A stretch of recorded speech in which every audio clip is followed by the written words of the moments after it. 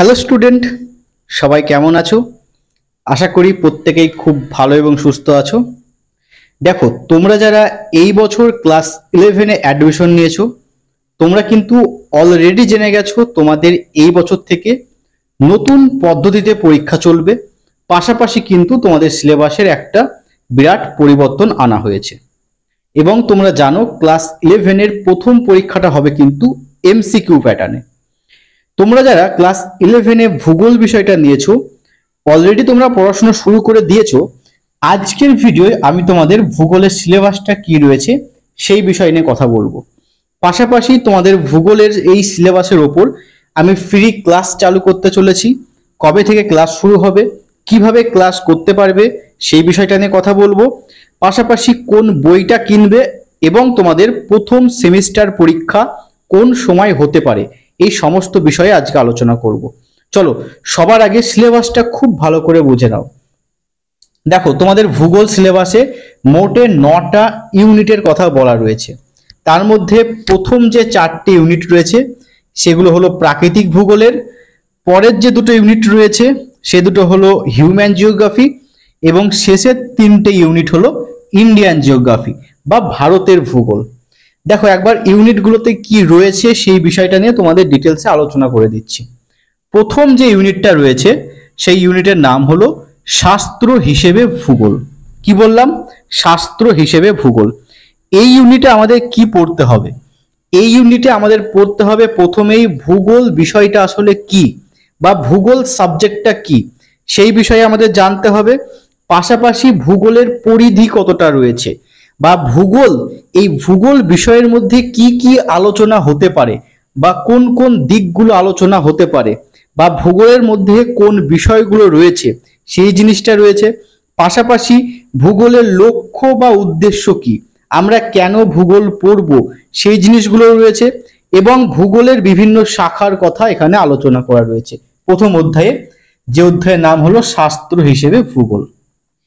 এরপরে চলে আসি দ্বিতীয় অধ্যায় বা দ্বিতীয় ইউনিট, যার নাম হলো পৃথিবীর উৎপত্তি এবং ভূ অভ্যন্তর। এই অধ্যায়ে আমাদের কি কি পড়তে হবে? এই অধ্যায়ে সবার প্রথমে আমাদের জানতে হবে সৌরমণ্ডল সম্পর্কে বা মহাবিশ্ব বা ইউনিভার্স সম্পর্কে জানতে হবে। পাশাপাশি আমাদের পৃথিবী সম্পর্কে অল্প একটু জানতে হবে। এবং তারপরে আমরা কি পড়ব? 4টে থিওরি পড়ব। পরপর 4টে থিওরি রয়েছে, যেমন গ্যাসীয় মতবাদ, নীহারিকা মতবাদ এবং বিগ ব্যাং থিওরি রয়েছে। এরকম এই থিওরিগুলো পড়ব। এই থিওরিগুলো কিসের থিওরি? এগুলো পৃথিবীর উৎপত্তি সংক্রান্ত বিভিন্ন হাইপোথিসিস রয়েছে এবং থিওরি রয়েছে। বিগ ব্যাং থিওরি আর বাকি যেগুলো বললাম তোমাদের গ্যাসেস বা নেবুলা, এগুলো হচ্ছে হাইপোথিসিস বা মতবাদ। এই জিনিসগুলো এই অধ্যায়ে আমরা পড়ব। পাশাপাশি আমরা কি পড়ব? পাশাপাশি দ্বিতীয় অধ্যায়ে আমরা পড়ব ভূ অভ্যন্তর সম্পর্কে।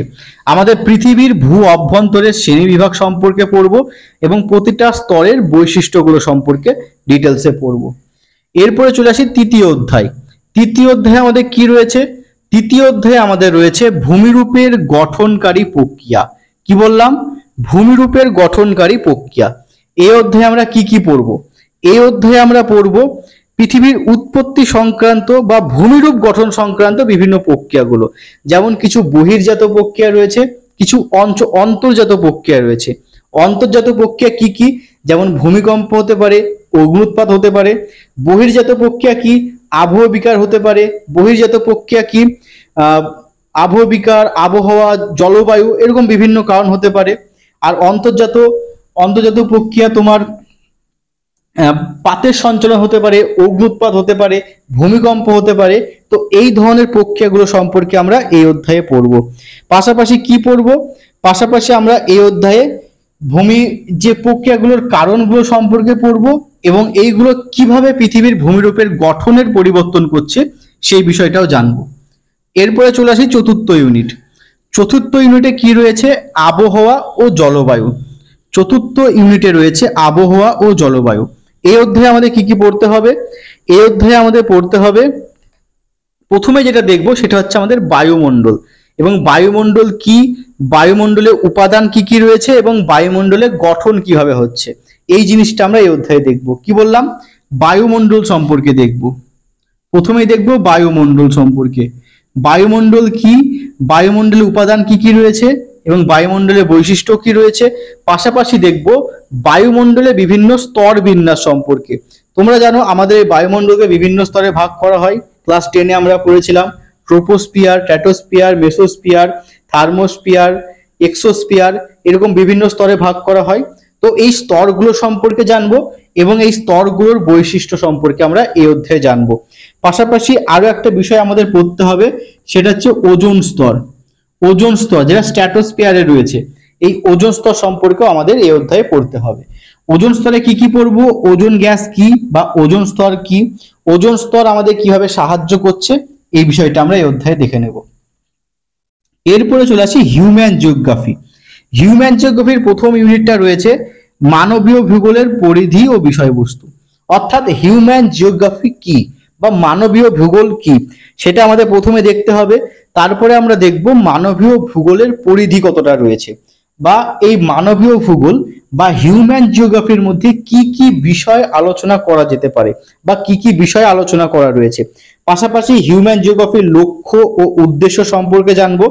এছাড়াও আমরা জানবো হিউম্যান জিওগ্রাফি বা মানবীয় ভূগোলকে বিভিন্ন শ্রেণীতে ভাগ করা হয়, সেই শ্রেণী বিভাগগুলো সম্পর্কে আমরা এই অধ্যায়ে দেখে নেব। এর পরের অধ্যায় রয়েছে অর্থাৎ হিউম্যান জিওগ্রাফি আর একটা অধ্যায়, সেটা হলো অর্থনৈতিক ভূগোল।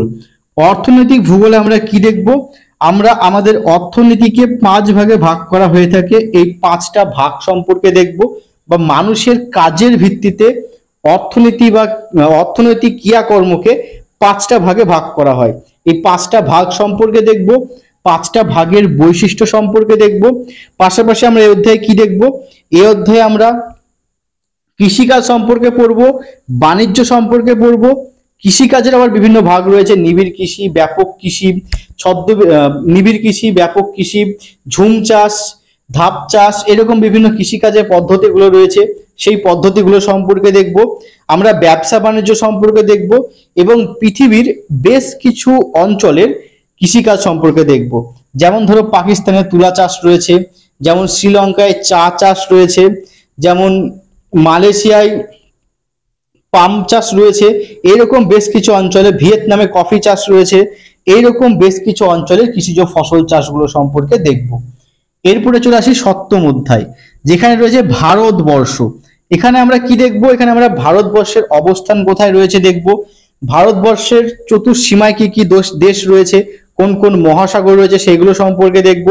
পাশাপাশি ভারতের চতুর্সীমায় যে দেশগুলো রয়েছে সেই দেশের বৈশিষ্ট্যগুলো সম্পর্কে দেখব, বা সেই দেশের মেন ফিচার্স কি রয়েছে, সেই দেশের বৈশিষ্ট্য কি রয়েছে, সেই বিষয়গুলো এই অধ্যায়ে আমরা দেখব। পাশাপাশি আমরা আরো দেখব ভারত কিভাবে গঠিত হচ্ছে, ভারতের রাজ্যগুলো কিভাবে গঠিত হচ্ছে, ভারতের প্রশাসনিক বিভাগ কি রয়েছে। এছাড়াও বেশ কিছু প্রবলেম হয়েছিল ভারতের জমি সংক্রান্ত, যেমন 3 বিঘা করিডোর টানা হয়েছিল, তারপরে ছিটমহল নিয়ে প্রবলেম ছিল, তারপরে পিওকে নিয়ে প্রবলেম ছিল, পাক অকুপাইড কাশ্মীর, এই বিষয়গুলো আমরা প্রথম অধ্যায়ে দেখব, অর্থাৎ ভারতবর্ষের প্রথম অধ্যায়ে দেখব। ভারতবর্ষের দ্বিতীয় অধ্যায়ে আমরা দেখব ভারতের গঠন ও ভূপ্রকৃতি। এখানে আমরা প্রাকৃতিক অংশটা দেখব, ভারতের প্রাকৃতিক অংশ, যেমন ভারতের ভূপ্রকৃতিগত গঠন কেমন রয়েছে, ভারতের ভূপ্রকৃতিগত গঠন অনুযায়ী ভারতকে কি কি ভাগে ভাগ করা হয়, ভূপ্রকৃতিগত দিক থেকে ভারতের বৈশিষ্ট্য কি রয়েছে, এই বিষয়গুলো আমরা এই অধ্যায়ে দেখব। এবং এরপরে 3য় অধ্যায়, যেখানে রয়েছে ভারতের জল নিকাশি ব্যবস্থা।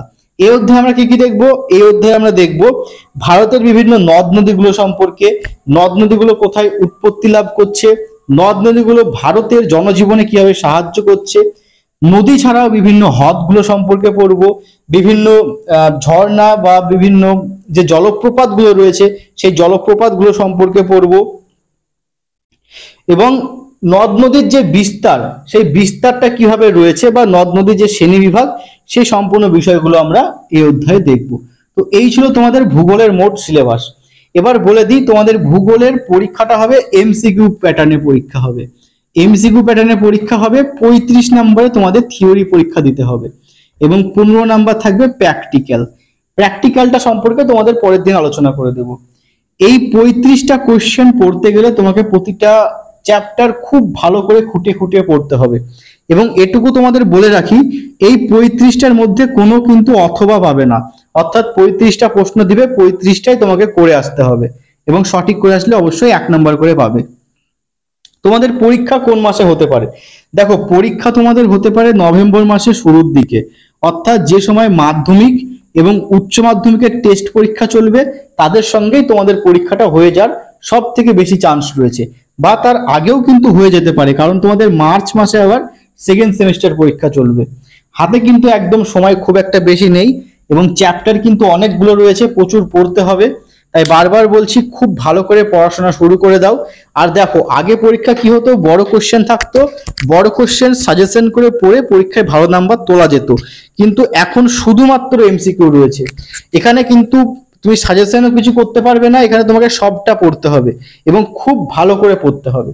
হ্যাঁ, তবে এটুকু বলা যায় কোন কোন টপিক থেকে প্রশ্ন আসতে পারে, কিন্তু 35-এ 35 কিন্তু কখনোই বলা যাবে না, এর জন্য খুব ভালো করে তোমাকে পড়তে হবে। এবার দেখো, কিছু বই সম্পর্কে বলে দিই। এই প্রতিটা অধ্যায় তুমি মোদক স্যারের যে বইটা রয়েছে, আমার কাছে বইটা আছে, এই বইটা তুমি কিনে নিতে পারো। খুব ভালো একটা বই এবং পুরো টপিকটা ডিটেলসে সুন্দরভাবে সাজিয়ে দেওয়া রয়েছে। পাশাপাশি কিন্তু প্রতিটা চ্যাপ্টারের শেষে প্রচুর প্রচুর প্রশ্ন পেয়ে যাবে, প্রায় 100 থেকে 150টা এমসিকিউ প্রশ্ন পেয়ে যাবে, যেগুলো কিন্তু পড়ার পর তুমি প্র্যাকটিস করতে পারছো। এছাড়াও বইয়ের শেষে তুমি মক টেস্ট পেয়ে যাবে, যেগুলো তুমি পরীক্ষার আগে দিতে পারো। এছাড়াও তোমাদের যে ব্যবহারিক ভূগোল রয়েছে বা প্র্যাকটিক্যাল রয়েছে, এই মোদক স্যারেরই প্র্যাকটিক্যাল বইটা কিনে নিতে পারো, খুব ভালো বই। দুটো বই আমার কাছে আছে, আমি বইটা দেখেছি, সুন্দর বই। তোমরা এই দুটো বই কিনে নিতে পারো। এবং যদি তুমি থিওরি বইটা কিনে নাও বা আধুনিক ভূগোল যে বইটা রয়েছে, এই বইটা যদি কিনে নাও, প্রতিটা অধ্যায় তোমার ডিটেলসে কিন্তু পড়া হয়ে যাবে এবং খুব ভালো স্কোর করতে পারবে। সহজ ভাষায় সুন্দরভাবে পয়েন্ট ভিত্তিক, ছবি ভিত্তিক সুন্দরভাবে লেখা রয়েছে বইটা। তো অবশ্যই কিন্তু বইটা কিনে নেবে এবং পড়াশোনা খুব সুন্দরভাবে শুরু করবে। এবার আসি ফ্রি ক্লাস। দেখো, তোমাদের এই অধ্যায়গুলোর উপর ফ্রি ক্লাস আমি শুরু করছি, কিন্তু আমি তোমাদের কোনগুলো পড়াবো, দেখো প্রতিটা অধ্যায়ে একদম ডিটেলসে কিন্তু পড়াচ্ছি না তোমাদের, যে যে টপিকগুলো ইম্পর্টেন্ট, যেমন ধরো এখানে হচ্ছে পৃথিবীর ভূ অভ্যন্তরের গঠন, এই জিনিসটা তোমাদের পড়াবো। পৃথিবীর উৎপত্তি সংক্রান্ত যে 3-4টে মতবাদ রয়েছে, 3-4টে মতবাদই তোমাদের ডিটেলসে পড়াবো। ভূমিরূপ গঠনকারী যে প্রক্রিয়াগুলো রয়েছে, যেমন ভূমিকম্প, অগ্নুৎপাত, এই জিনিসগুলো তোমাদের পার্ট পার্ট করে আমি পড়িয়ে দেবো, ঠিক আছে? পাশাপাশি এখানে তোমাদের বায়ুমণ্ডলের স্তর বিন্যাস, বায়ুমণ্ডলের উপাদান, ওজোন স্তর, এইগুলো তোমাদের আমি পার্ট পার্ট করে প্রতিটা ক্লাসে বুঝিয়ে দেবো, তোমরা সেইগুলো করবে। আর যেগুলো দেখো মুখস্থ করার জিনিস বা পড়ার জিনিস, সেগুলো নিয়ে কোনো ক্লাস আসবে না। যেগুলো একটু বোঝার জিনিস রয়েছে বা তোমাদের বুঝতে একটু অসুবিধা হবে, সেই বিষয়গুলো নিয়ে আমি তোমাদের আলোচনা করব এবং এই চ্যানেলের মধ্যে আলোচনা করব। অবশ্যই চ্যানেলের সঙ্গে থাকবে এবং রেগুলার ক্লাসটা করবে। পাশাপাশি যখন তোমাদের পুরো সিলেবাস শেষ হয়ে যাবে, পরীক্ষার আগে তোমাদের আমি এমসিকিউ মক টেস্ট নিব, লাইভ মক টেস্ট নিব, তোমাদের কোশ্চেন করব, তোমরা আমাকে অ্যান্সার দিবে। এই জিনিসটা আগের বারও করেছিলাম, অনেকে উপকৃত হয়েছে, এইবারও শুরু করব। তার আগে আমাদের সিলেবাসটা শেষ করতে হবে। চলো তাহলে আজকে আসি, ভিডিওটা এখানে শেষ করি। সবাই ভালো থেকো এবং মন দিয়ে কিন্তু পড়াশোনা করো।